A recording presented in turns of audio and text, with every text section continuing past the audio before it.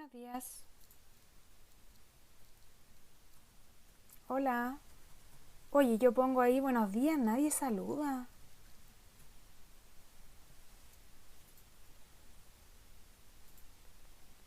Buenos días, buenos días. Cuarto medio, despierte.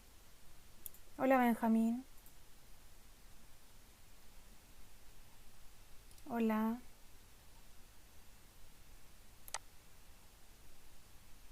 ¿Cómo están? ¿Cansados?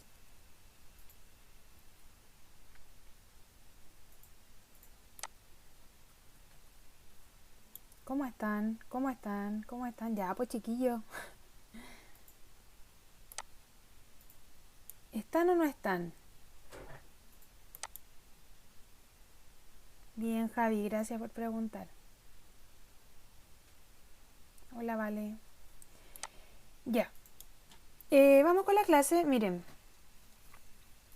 esta clase es de repaso para la prueba, pero como se les ha mencionado antes, la prueba no la van a dar todos.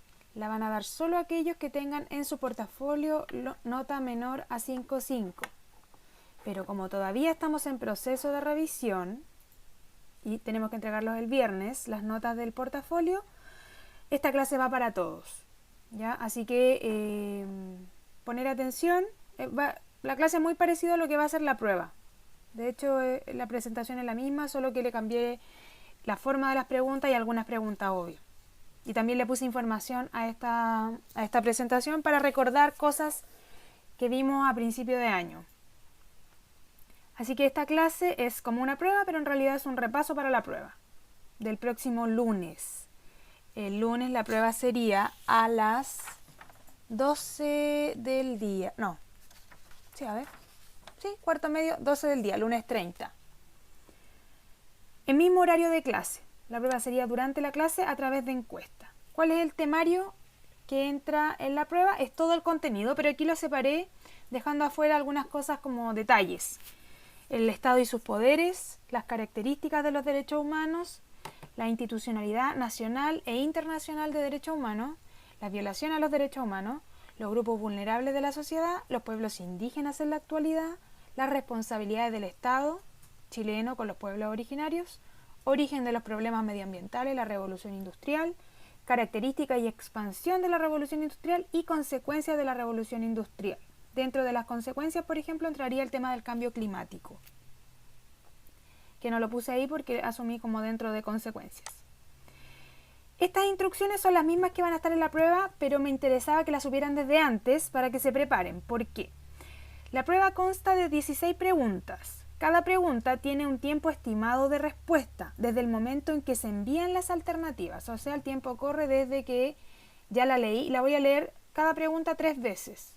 3 veces y luego de eso voy a enviar las alternativas para que desde ahí se cuenta el tiempo.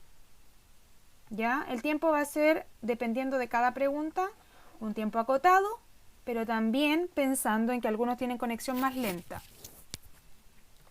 Aquellos alumnos que no alcanzan a responder deberán justificar al terminar la clase para determinar si se le descuenta ese puntaje o se le elimina la pregunta, dependiendo del caso. Las preguntas se leerán 2 veces, aquí puse 2 pero en realidad van a ser 3 veces, antes de enviar las opciones de encuesta. Solo se debe responder a través de encuesta. Cualquier respuesta en el chat será causal de dejarlo sin puntaje. O sea, pueden hablar por el chat, pero nada que tenga que ver con las respuestas a las preguntas. En caso de problema o algo así, sí se puede comentar en el chat. Pero la idea es que estén concentrados en las encuestas más que en el chat.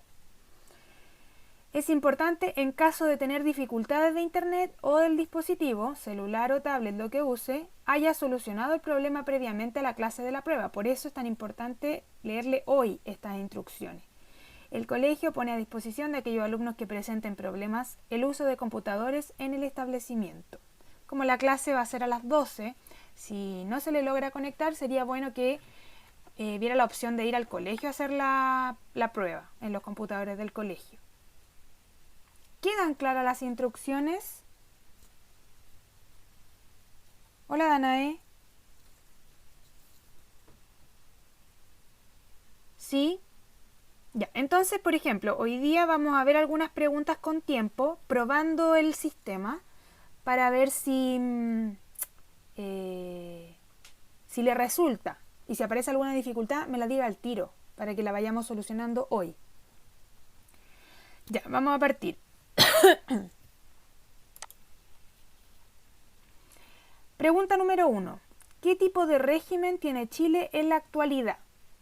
1. República democrática. 2. Estado federal. 3. Parlamentarismo constitucional. 4. Presidencialismo. Alternativa A, solo 1. Alternativa B, 1 y 2. Alternativa C, solo 3. Alternativa D, 2 y 3. Y alternativa E, 1 y 4. Repito la pregunta. ¿Qué tipo de régimen tiene Chile en la actualidad? Alternativa A, solo República Democrática. Alternativa B, República Democrática y Estado Federal. Alternativa C, solo parlamentarismo constitucional. Alternativa D, Estado Federal y parlamentarismo constitucional. O alternativa E, República Democrática y presidencialismo. ¿Puedo enviar la encuesta o la leo una vez más? Díganme ustedes.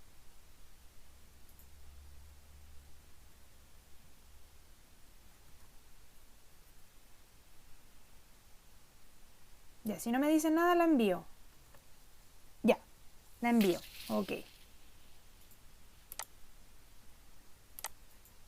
Voy a contar de 10 para atrás. 10, 9, 8, 7, 6, 5, 4, 3, 2, 1. Falta solo Camila Espinosa.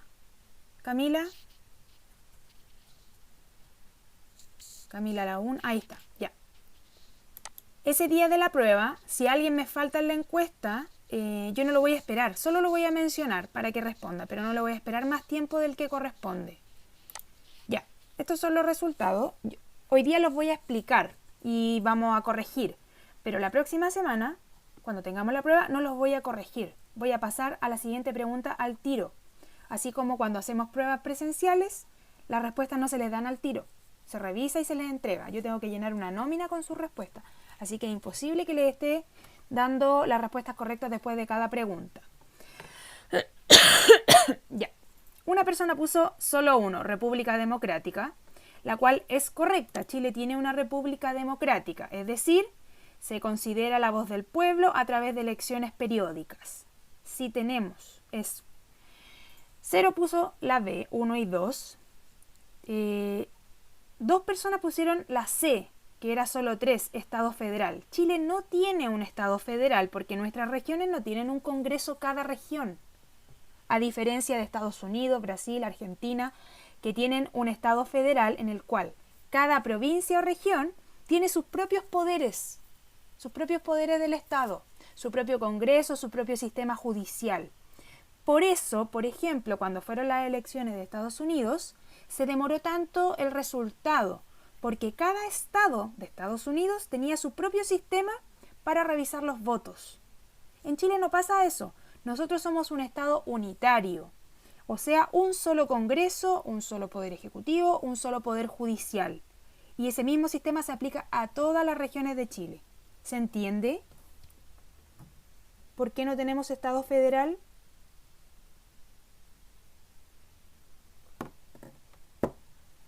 Ya, y si no tenemos Estado federal, tenemos el otro sistema que es el Estado unitario, que no aparece acá. Pero Chile es un régimen con Estado, o sea, es un tipo de Estado unitario. Es una república democrática, no es un parlamentarismo. Nosotros vimos en clase que el parlamentarismo es el periodo, en Chile fue entre el 1891 y 1925, en el cual el Congreso o Parlamento maneja o tiene mucho más poder que el presidente. En la situación actual y desde 1925 hasta la actualidad, somos un régimen presidencialista en el cual el presidente tiene más poder que el Parlamento. La otra vez lo vimos, como por ejemplo la iniciativa de ley. Es el presidente en Chile el que propone las leyes, a diferencia de un régimen normal en el cual sería el Parlamento el que proponga las leyes. En el caso de Chile, el Parlamento lo único que hace es votarlas. decidirlas, pero es el presidente el que las propone. Entonces el presidente tiene más poder que el Parlamento y por eso no se ha podido echar a Piñera. Esa es una de las grandes razones por las cuales en Guatemala, ¿dónde más fue? En Honduras, en Perú, se expulsa al presidente porque ellos no tienen un régimen presidencialista. El régimen de ellos es parlamentarista. El Parlamento mandata al presidente. Tiene poder de control sobre ello y tiene el mismo poder también para expulsarlo de su cargo y poner a un presidente momentáneo, se dice presidente interino o provisorio. Entonces Chile tiene un régimen, todo lo contrario, como les decía, presidencialista, por lo tanto la respuesta correcta era la E, 1 y 4. ¿Queda claro? Vayan tomando apunte de esto porque para la prueba van a haber preguntas muy parecidas. Ya leí tus mensajes, Camila, para que le avisen. Ya. Siguiente. Términos pareados. Aquí lo que les voy a pedir es que cada uno de ustedes me dé una relación entre conceptos. Solo una. Puede participar cualquiera. ¿Ven? Así yo compruebo quién está y quién no está. Una relación entre términos pareados. Los conceptos son 1, nación, 2, gobierno, 3, poder legislativo, 4, poder judicial, 5, estado. Ya, Gabriel me dio 1. 4B. A ver, espérame, Gabriel. 4, poder judicial, órgano encargado de crear y votar las leyes del país. Está mal, Gabriel. Renato Becerra dice 1C. Nación, bien, comunidad o conjunto de personas que siente pertenencia a un territorio determinado y a elementos de identidad que le dan cohesión social, bien. Después el Gabriel se retracta, dice no, Damián dice 3B, poder legislativo, bien, órgano encargado de crear y votar las leyes del país. Ya, ahí Gabriel se trata de retractar. Estaba al lado. Ya, Damián ya dio, así que no le puedo leer su segundo comentario. Catalina dice 5A. Estado, organización abstracta. Bien, Catalina. Ahí. Organización abstracta que representa a un país siendo administrada periódicamente por un gobierno elegido. Y ahí está dando la diferencia con gobierno. El Renato ya dijo. La Javiera Cruces. 4D. Poder judicial. No, Javi, está mal. ¿Quién más? Danae Soto. 2E. Gobierno, órgano colegiado. También está mal. Benjamín Alorca, 4E. Ahí sí, bien Benjamín. Poder judicial, órgano colegiado y encargado de establecer y administrar justicia ante el incumplimiento de las leyes. Y Alonso y Benjamín, pero Benjamín habías participado, dice 2D. Gobierno, ¿qué es lo que es un gobierno? Es la acción, el ejercicio de la función ejecutiva que le corresponde al presidente y su gabinete de ministros cada 4 años. Entonces, el gobierno es la acción de gobernar por un grupo de personas elegidas para ello. En cambio, el Estado es la organización perpetua que existe desde siempre. Entonces, se podría decir que el presidente Piñera es el representante del gobierno y también es el representante del Estado mientras dure su cargo. Al dejar el cargo ya no es parte del Estado y va a haber otro representante del Estado. Pero solo lo representa porque el Estado permanece para siempre. ¿Se acuerdan que habíamos recalcado esa diferencia? Ya, esa diferencia entre Estado y gobierno va a estar en la prueba. También el concepto de nación.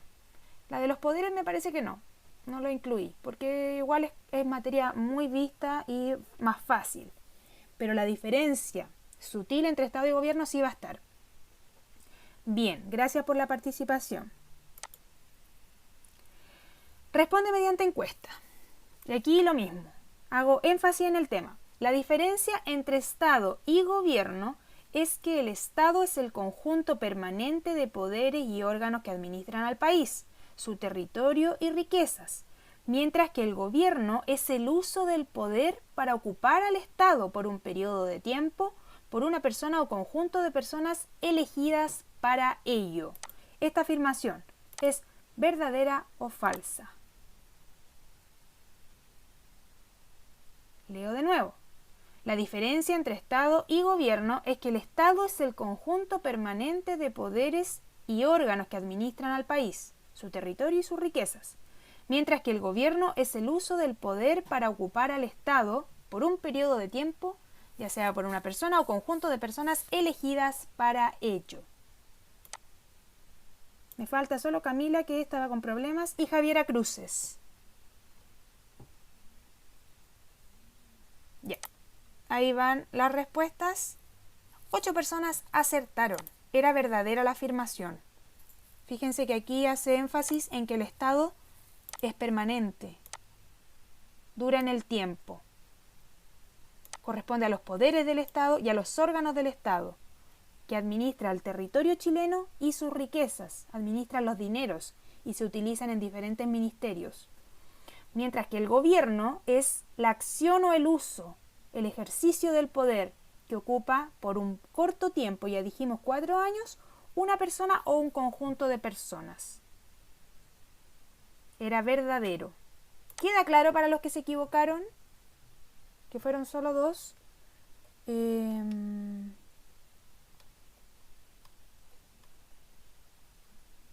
No los voy a mencionar, pero la idea es que quede clarito. Siguiente pregunta. La Constitución. Nosotros vimos a principio de año la Constitución, no la vimos tan en profundidad, por eso puse de nuevo esta diapositiva. La Constitución es la madre de todas las leyes de un Estado. Ahí está diciéndole, sé que tienen su vida, pero ustedes no se mandan solas. Estas son las demás leyes, la Constitución es la norma general. ¿Qué es lo que establece nuestra Constitución actual? Que Chile es una república democrática, o sea, el régimen de gobierno. El Estado de Chile es unitario, es decir, un solo Estado. El territorio nacional se divide en regiones, provincias y comunas, y ahí se establece cuáles son esas regiones, provincias y comunas. Que el Estado se administra de manera descentralizada y desconcentrada, cosa que no resulta tan así en la realidad, pero en la Constitución dice que la idea es que el que existan regiones, provincias y comunas es para que el poder se reparta en el territorio de manera igualitaria. Ya sabemos que eso no resulta tanto porque el Congreso y el Poder Ejecutivo se encuentran en la capital, Santiago, y por lo tanto hace muy difícil que las decisiones de aquí se apliquen en todo el territorio o lleguen a todos los territorios. Se establecen también derechos humanos básicos y sus garantías. Más o menos es esto lo que se concentra en la Constitución. Por lo tanto, la creación de una nueva Constitución, a partir de que se aprueben y se elijan a los convencionales o a los constituyentes que van a trabajar en esa redacción, van a tener que sí o sí remitirse a la Constitución anterior en algunos elementos. Por ejemplo, en la organización del país. Ellos van a decidir y van a tener que guiarse por lo que dice la Constitución del 80 que todavía tenemos. Y seguramente van a haber cosas que se van a mantener. Por ejemplo, el hecho de que Chile sea unitario y no federal. Seguramente todas esas discusiones van a estar el próximo año, pero va a ser esa convención constitucional la que va a redactarlo y por lo tanto la que va a decidir qué va a poner en este texto. La garantía de democracia es que esa constitución va a ser sometida nuevamente a una elección en que se va a aprobar o rechazar. Si se rechaza, por lo que estuve leyendo, va a volver a aplicar la constitución que ya tenemos, la anterior. Bueno, eso igual todavía está en discusión porque hay algunos diputados que están proponiendo cambiar esas reglas para que sea la convención la que decida qué va a pasar si es que se rechaza. Bueno, ¿han visto noticias o no? ¿O no nadie ve noticias políticas?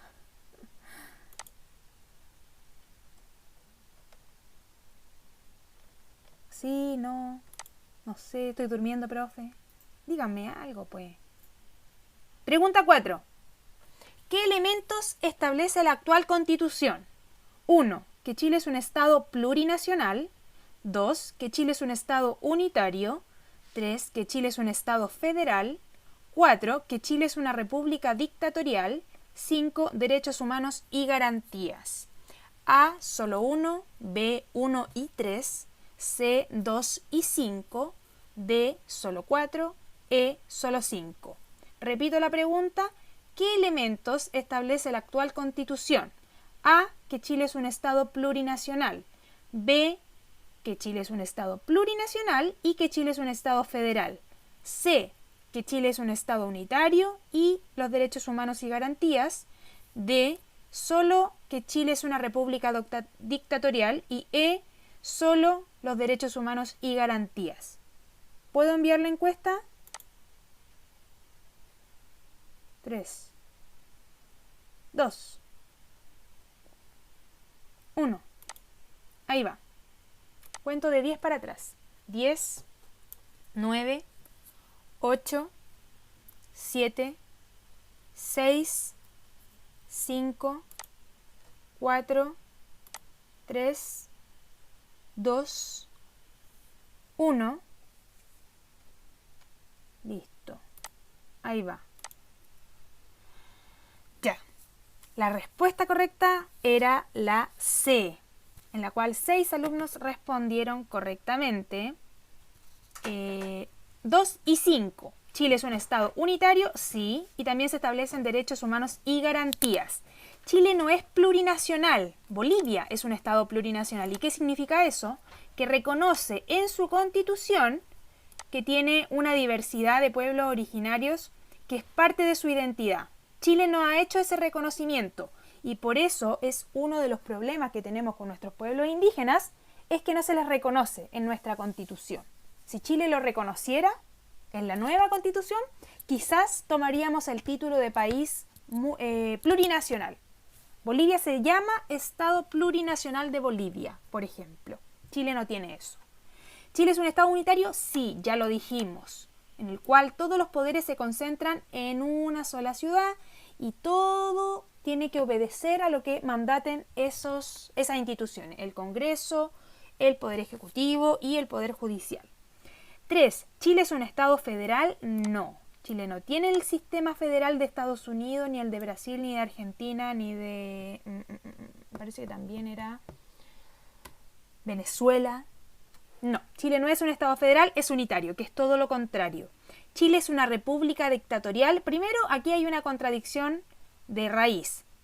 Una república no puede ser dictatorial. Un régimen dictatorial va en contra de lo que es una república. ¿Por qué? Porque no está respetando el pueblo de las mayorías. O sea, no está respetando la opinión de las mayorías. Ni el voto, ni está respetando la igualdad ante la ley, ni la soberanía, ni nada de eso. Por lo tanto, decir que es una dictadura, ni siquiera la dictadura en Chile reconoció que era una dictadura. Porque se entiende la carga negativa que conlleva eso. Quiere decir que no es república. Y eso no lo quisieron poner en la Constitución. Y los derechos humanos sí están contemplados en la Constitución. Por lo tanto, era 2 y 5, letra C. ¿Se entiende? ¿Cierto? Me pregunto, los que se equivocan es porque les aparecen muy juntitas las alternativas. Vayan viendo eso, el tema técnico o práctico de las encuestas. O es porque no estaban presentes, o no pusieron atención, o están haciendo otra cosa. Porque el día de la prueba, full concentración. Es súper fácil sacarse un 7 con este repaso, porque son casi las mismas preguntas. Ya. Acá un tema que no vimos en profundidad, y por eso lo pongo acá en la diapositiva, que fue la valoración de la democracia. Nosotros vimos algunas preguntas PTU en clase y había una que se refería a esto. Y solamente hicimos como corrección, no vimos como materia, por eso lo incluyo. Acá les tengo un gráfico que muestra cuál es la percepción que hay de la democracia en Chile. Estos son datos del 2017. En el 2017, de los encuestados, 54% decía que la democracia era la mejor forma de gobierno que existe. Ya, una opinión bastante mayoritaria, más de la mitad. Gobierno autoritario, un 16% decía que un gobierno autoritario, que también es preocupante, porque están diciendo que una dictadura puede ser beneficiosa o puede ser útil. ¿Ya? Y 21% dijo que le daba lo mismo. O sea, un alto grado de desafección política. ¿Quiere decir eso? Que no le interesa la política. Y 7,8% que no sabe, 0,4% que no contesta. Estos datos han sido analizados largamente y durante mucho tiempo se creyó que en Chile la desafección política, es decir, el desinterés en las decisiones políticas era muy alto. Y se dijo, en Chile la gente no está ni ahí con la política. ¿Por qué? ¿Cuáles eran las razones de esto? Bueno, los políticos. Esa fue una de las grandes conclusiones, de que el sistema político no favorece que haya más participación o más interés en el pueblo chileno. Pero también hay estudios más profundos que decían que esa desafección fue a propósito, fue buscada, fue favorecida por la dictadura. En el fondo, la idea era, o la teoría, decía que durante la administración de Pinochet y los Chicago Boys, durante la dictadura, se buscó desinformar o desinteresar a la población en la política, bajo el lema de que la gente especialista era la que tenía que preocuparse de la política y el chileno común y corriente dejárselo a los especialistas. Era una estrategia de tecnificar, de hacer técnica la política. Casi como que había que estudiar política para saber de ella. ¿Y por qué se hizo eso? ¿O cuál era el objetivo de esa estrategia dictatorial? Que antes de la dictadura, antes del golpe, durante el periodo de Allende y el Frente Popular y los gobiernos anteriores, el pueblo chileno estaba en un proceso muy alto de politización. Nosotros lo vimos la otra vez, había un alto grado de... ¿Cómo se llamaba esto? Cuando todo se iba a los extremos. Ayúdenme ustedes, que no me acuerdo. ¿Cuál era el concepto? Que en Chile primaban los extremos y había mucho roce entre izquierdas y derechas. Y la gente... todos tenían una postura política. ¿Cómo se llama eso? Vamos. Puntito extra. También coincidía con la Guerra Fría. Parecido, Damián. Más que radicalismo. La Guerra Fría favoreció el hecho de que la gente se ubicara en dos polos opuestos. Bien, polarización. Sí me acordaba del concepto. Era para ver si se acordaban ustedes. Polarización política. Esa polarización había sido la que, de alguna manera, había provocado un gobierno tan de izquierda como el de Allende y un golpe de Estado completamente contrario, con una visión muy de derechas. Entonces, la dictadura dijo, para que no pase nunca más esto de Allende, vamos a despolitizar. O sea, sacar a la política de todo ámbito y que la palabra política se convierta en algo peligroso, que la gente no quiera, que la gente evite. Entonces, se logra este objetivo, por ejemplo, sacando contenidos de historia, sacando carreras que tuvieran que ver con política, sacando la discusión política de la televisión, de los medios de comunicación, de los diarios, criminalizando la política para que la gente no quisiera participar y se lo dejara a los, comillas, expertos. Entonces, estas dos teorías tratan de explicar por qué durante todos los años 90 la participación política y las discusiones políticas entre el pueblo fuera tan poca, lo que se conoce como desafección, o sea, no me afecta. Era muy conocido el concepto de no estoy ni ahí con la política, los jóvenes no están ni ahí con la política. Claro, porque se había logrado el objetivo. Ahora, todo esto cambia desde octubre pasado. Y con la elección del plebiscito se comprueba aún más, y ahí los estudiosos de ahora van a tener que analizar qué pasó. ¿Qué pasó con esa generación que no le interesaba la política, pero que fue en masa a votar en el plebiscito? ¿Es que no le interesaba la política o es que la política no estaba dando opciones de participación? Aquí yo me fui un poco del tema, pero me parece interesante que cuando hemos tenido que elegir por representantes políticos, o sea, democracia indirecta o democracia representativa, la participación es baja. Pero en las ocasiones que hemos tenido real democracia, que es democracia directa, decidir por nosotros mismos qué queremos para Chile, la participación ha sido muy alta, muy alta. En los dos plebiscitos, en el del 88, y el del 2020, la participación ha sido enorme. Entonces, ¿es que los chilenos no nos interesa la política? ¿O es que los chilenos no hemos podido participar directamente en política? Yo creo que por ahí va. Bueno, entonces, antes de el plebiscito de este año, el porcentaje de participación era de solo 46% en la última elección de presidente en Chile, en la primera vuelta. Recuerden que Piñera tuvo que ir a segunda vuelta y ahí bajó de nuevo la participación. O sea, de un 46%, menos de la mitad de la población activa para votar en Chile, un porcentaje de esa población votó por el presidente Piñera. No estoy seguro, no me acuerdo cuánto fue, pero supongamos que haya sido un 40%. Es un 40 del 46%. En definitiva, debe ser cerca de un 20% el que votó por Piñera. En el fondo, ¿qué es lo que quiere decir esto? Que nuestro presidente y los anteriores, no solo él, pero nuestros últimos presidentes no han obtenido ni la mitad de la votación de las personas que sí pueden votar en Chile. Entonces, ¿qué tan representativo es? Yo diría que no tanto. Que no se crea tan presidencialista este régimen porque ni siquiera contó con la mitad de los votantes en su preferencia. ¿Ya? Dicho todo esto, les pregunto, ¿qué consecuencia directa, ojo, está destacada, tiene la desafección o desinterés político? ¿Cuál es la consecuencia directa? O sea, ¿cuál es el efecto directo de que la gente no le interese la política? A, la sobrerepresentación de las minorías políticas. B, el fortalecimiento de la democracia. C, la baja participación electoral. O D, la intervención del Congreso en el Poder Ejecutivo. Repito la pregunta.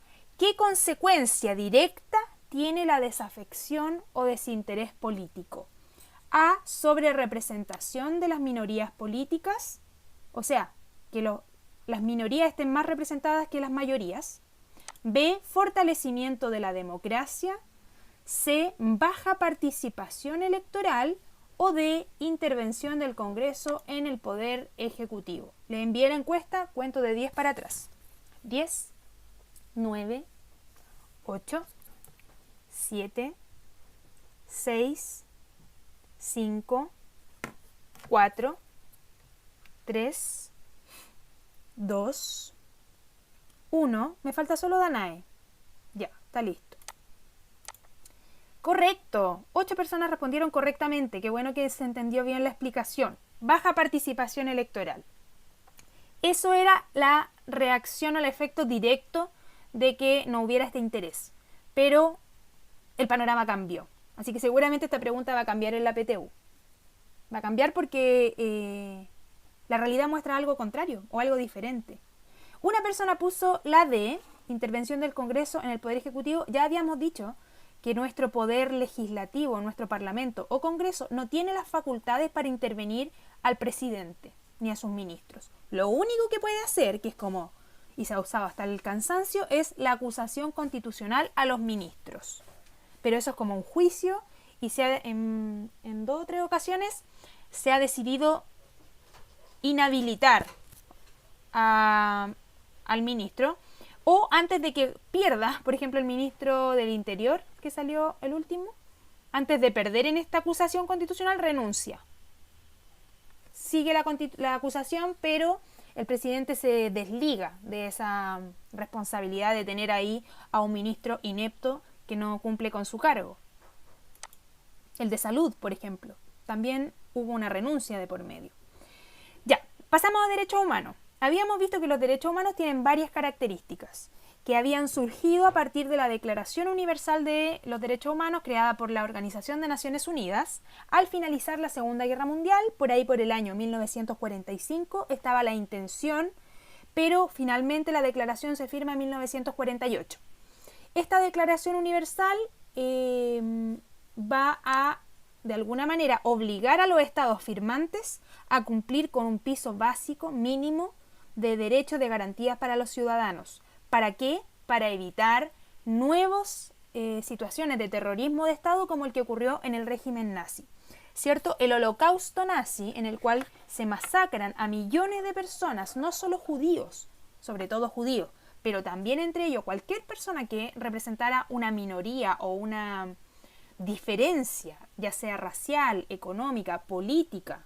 Hubo mucho, por ejemplo, dentro de los campos de concentración y de las matanzas nazis, hubo mucho comunista, socialista, hubo mucho también eslavos, gitanos, homosexuales, discapacitados, y así, un montón de grupos vulnerables de esas sociedades que fueron exterminados por un Estado.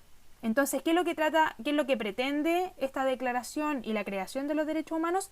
Que los Estados nunca más, usando el monopolio de la fuerza, cometan abusos contra su propia población civil. Ese es el objetivo de los derechos humanos. Vimos que los derechos humanos eran universales, se aplican en cualquier lugar, históricos, porque tienen un fundamento en la Segunda Guerra Mundial, pero también un fundamento en la Revolución Francesa, con su Declaración de los Derechos del Hombre y del Ciudadano.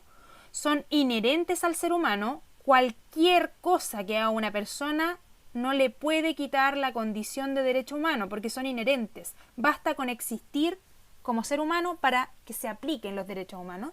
No son jerarquizables entre ellos, o sea, ninguno es más importante que otros. Sí vimos que hay algunos que se crean antes que otros. Hay más antiguos y hay más recientes. Son progresivos, ¿qué quiere decir eso? Que a medida que yo siga avanzando en el tiempo van a ir creándose más derechos humanos y son irreversibles. Ningún derecho humano se puede borrar o eliminar hacia atrás. O sea, es como acumulativos.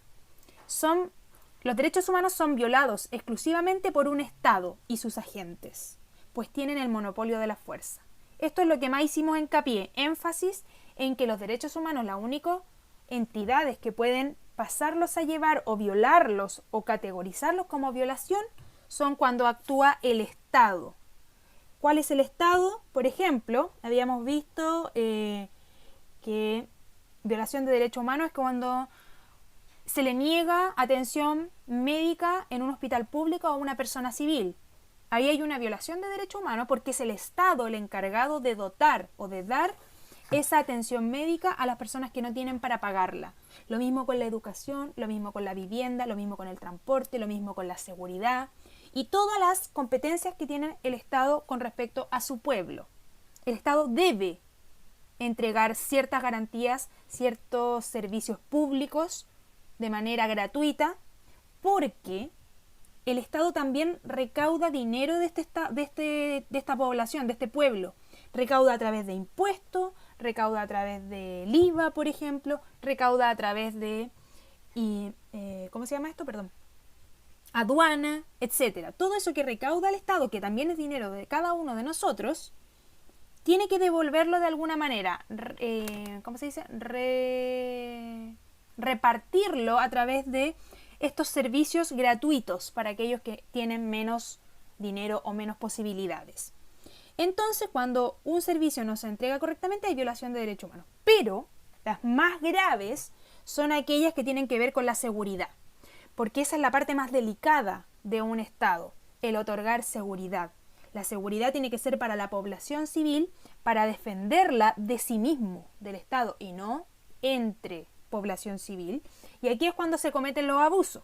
Vimos que hay fuerzas de orden y fuerzas militares que tienen una tarea encomendada, que es restaurar o resguardar el orden público, pero ¿en pos de qué?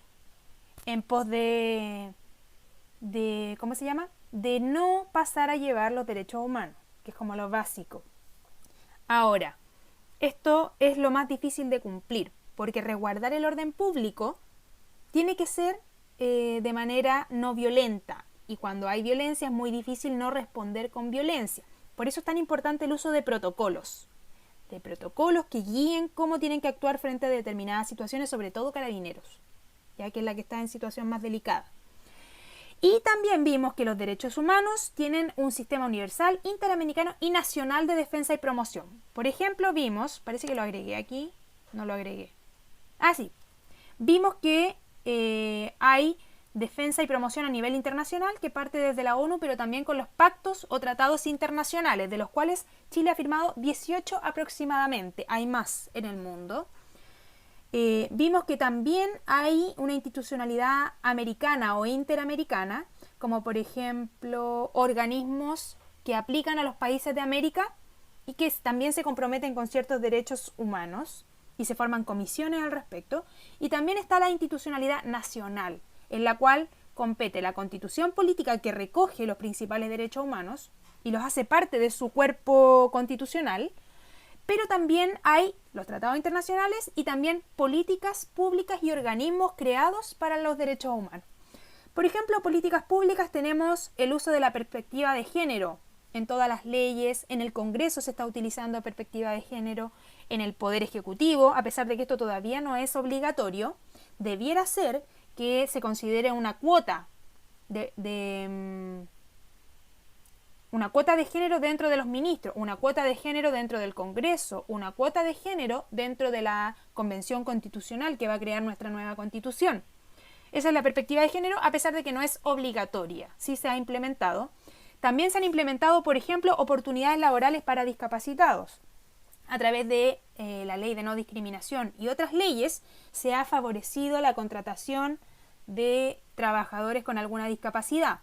También se han otorgado beneficios habitacionales, por ejemplo, en el caso de los subsidios para postular a vivienda, suma punto, ve que uno tiene que juntar puntitos ahí para postular al subsidio, suma punto el hecho de pertenecer a un grupo vulnerable de la sociedad, como por ejemplo ser indígena o ser mujer o madre soltera, todo eso suma puntaje que permite acceder más fácilmente a la vivienda, a pesar de que es muy difícil lograr una vivienda propia en Chile. ¿Ya? Todo esto es parte de nuestra institucionalidad nacional, pero también, como les decía, hay americana y hay universal, que tiene que ver con la ONU. Chile está obligado con todo esto. ¿Los cumple todos? No. Pregunta. El Estado chileno está comprometido con el fortalecimiento, la promoción y la protección de los derechos humanos, así como con el desarrollo de una cultura de respeto y no discriminación. En este contexto, ¿cuáles de las siguientes situaciones ponen en evidencia la labor comprometida por el Estado chileno? Si se fijan, esa redacción no es mía, es de la PTU. Siempre redactan muy complicado todo. 1. La aplicación de la perspectiva de equidad de género en el diseño de las políticas públicas. 2. La implementación de incentivos para favorecer la contratación de personas con discapacidad en empleos permanentes. 3. La ampliación de la cobertura del sistema de subsidio habitacional a la vivienda. A, solo 1, B, solo 2, C, solo 1 y 3, D, solo 2 y 3 y la E, 1, 2 y 3. Repito, última vez la pregunta. El Estado chileno está comprometido con el fortalecimiento, la promoción y la protección de los derechos humanos, así como con el desarrollo de una cultura de respeto y no discriminación. En este contexto, ¿cuáles de las siguientes situaciones ponen en evidencia la labor comprometida del Estado chileno? A. Solo la aplicación de la perspectiva de equidad de género en el diseño de políticas públicas. B. Solo la implementación de incentivos para favorecer la contratación de personas con discapacidad en empleos permanentes. C. Solo 1 y 3, o sea, equidad de género y subsidio habitacional. D. Solo 2 y 3, o sea, personas discapacitadas y subsidio habitacional. O E. 1, 2, todas las anteriores. Ahí les mandé la encuesta. 10 segundos. Gracias.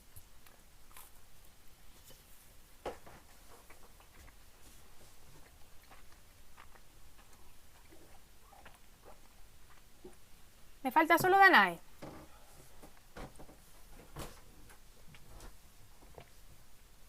Estamos listos. Estuvo bien peleado. Eran todas. Ya lo traté de explicar en la diapositiva anterior, pero yo sé que el lenguaje muchas veces juega en contra. El exceso de palabras, aquí lo que tenía que decir era uso de perspectiva de género. Acá, contratación de personas con discapacidad y acá, inclusión de personas vulnerables en el subsidio habitacional. Ahí se hubiera entendido mucho mejor, pero eran las tres. Ya tienen que tener ojo con lo que quiere decir cada alternativa. Este es consejo PTU. Cuando lean las alternativas, traten de resumirla o de dejarla en una sola línea. Sintetizarla para que se entienda mejor la pregunta general. ¿Ya? Era la 4. Eran todas. Harto poco hace el Estado chileno. Ya. Miren. La pregunta siguiente tenía que ver con una situación, espero que todos la conozcan, la situación para no ver el video. Es la balacera, bueno, No, no es una balacera. Fue la situación que ocurrió en Talcahuano, en un centro del Sename, en el cual Carabineros disparó a 2 niños del Sename. Lo dejó a los 2 heridos, ninguno murió, afortunadamente. Eran adolescentes. Pero esta situación, sea cual sea el contexto, que todavía no logran explicar por qué. Se supone que uno de los niños se había descompensado, estaba como con un ataque, habían lanzado algunos palos y piedra, y 2 carabineros que iban en bicicleta, me parece, que reaccionaron, llegaron antes que el SAPU, porque los del centro habían llamado al SAPU, llegaron antes y uno de ellos sacó su arma de servicio y le disparó a las piernas a 2 de esos niños. Sin saber todo el resto del contexto, si era justificado o no, toda la discusión política que generó esto, porque después de esto tuvo que renunciar el general de Carabineros Mario Rosas. Al margen de todo eso, les pregunto, ¿corresponde hablar de violación de derechos humanos? Quiero que me digan solamente a través de encuesta si esta situación corresponde con una violación de derechos humanos, sí o no.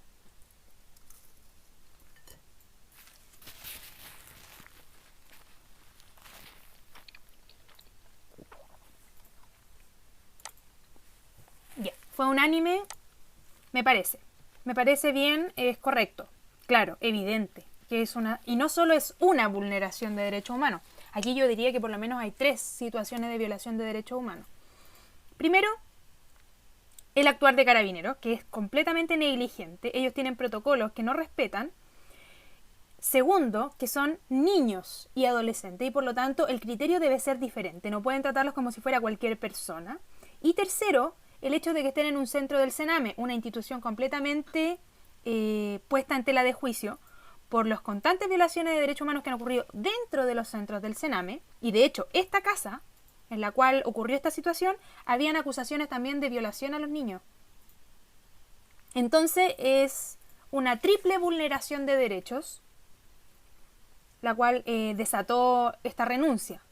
Lamentablemente el presidente Piñera despidió a su antiguo general director de Carabineros con flores, felicitándolo por su labor, a pesar de tener un negro currículum desde octubre hasta ahora de violaciones de derechos humanos.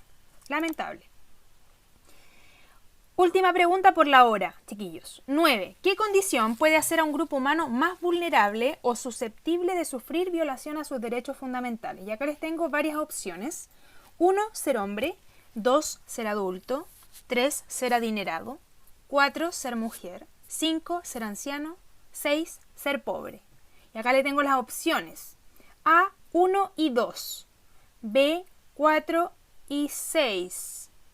Acá, 4 y 6. C, 1 y 5. D, 4, 5 y 6. Y E, solo 6. ¿La explico de nuevo?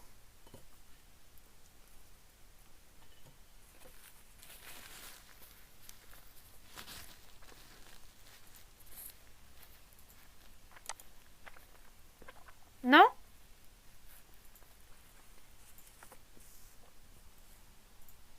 ¿Están ahí?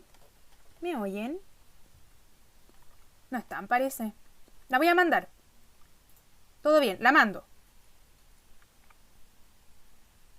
Que igual está compleja la alternativa, como enredadas. Ya, la mando, perfecto. Ahí va. 10, 9.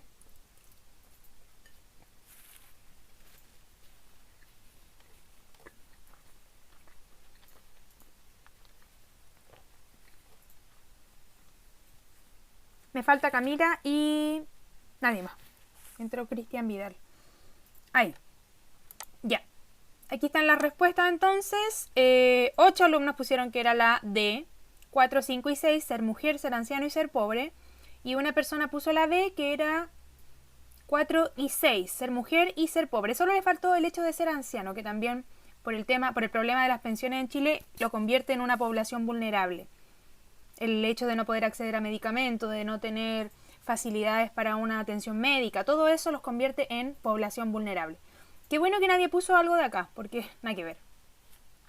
Listo, voy a cerrar con esto. Les voy a dejar en el cuaderno virtual todo el resto de la presentación para que ustedes puedan estudiar lo que nos faltó, que eran varias preguntas más. Era sobre los pueblos indígenas y después sobre revolución industrial. ¿Ya? Pero lo van a tener para poder estudiarlo. Recuerden que la próxima semana, el lunes 30 de noviembre a las 12 horas, prueba de historia en clase para aquellos que tengan una nota bajo 5.5 en el portafolio. Con esto me despido, chicos. Adiós. Cuídense, estudien. Chau, chau.